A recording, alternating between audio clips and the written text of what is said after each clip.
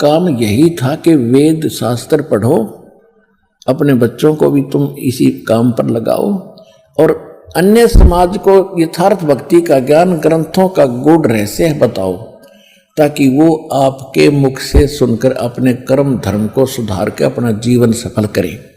और उनको इसकी दीक्षिणा देना भी समाज ने शुरू कर दिया था कि आप केवल यही काम करो, सदग्रंथों को समझो और फिर अन्य समाज को बताओ। तो फिर ये क्या हुआ कि इन्होंने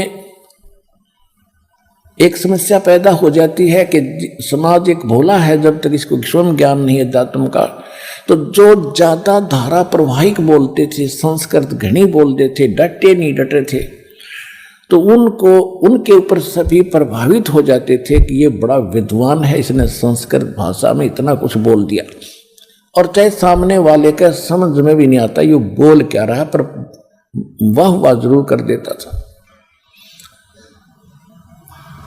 एक समय एक ग्रामीण व्यक्ति कहीं सत्संग सुनकर एक विद्वान पुरुष का, जो बहुत बड़ा विद्वान प्रसिद्ध हो रहा था, काशी विद्यापीठ पढ़कर आया है, तो वहां के लोग आम सभी चले जाते थे। तो वो एक यात्री था, राह चलता, उसने भी पता चला कि कोई विद्वान आया है, थोड़ी चलता चलता आध घंटे सत्संग सुन लेता हूँ, इसके विचार सुनता हूँ। वो विचार सुनकर आधा घंटा बैठा, तब तक वो संस्कृत बोल रहा था, हिंदी तो शुरू भी ना करी थी।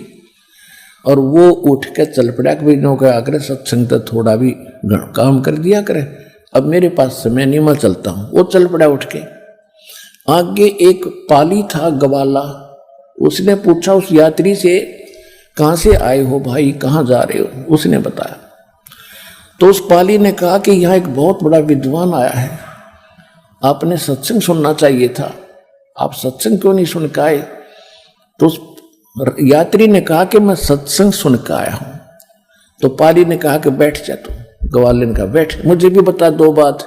आज क्या बताई महापुरुष ने? अब वो यात्री कहता है कि देखो वो बोल रहे थे संस्कृत में, और मुझे ये तो पता नहीं भाई उसने कहा क्या, पर सत्संग का तोड़ पाट दिया। अरे बुद्धि भ्रष्ट तुझे खुद मालूम नहीं वो बोल क्या रहा था, केवल संस्कृत बोलने से महिमा बढ़ा दी कि भाई कमाल कर दिया, सत्संग का कमाल कर दिया। तो इस प्रकार इन नकलियों की ये महिमा बनी हुई थी, समाज को पता नहीं ये बकवास क्या कर रहे हैं, और सब उनकी महिमा वाह वाह करा करते एक दूसरे तो सुनकर।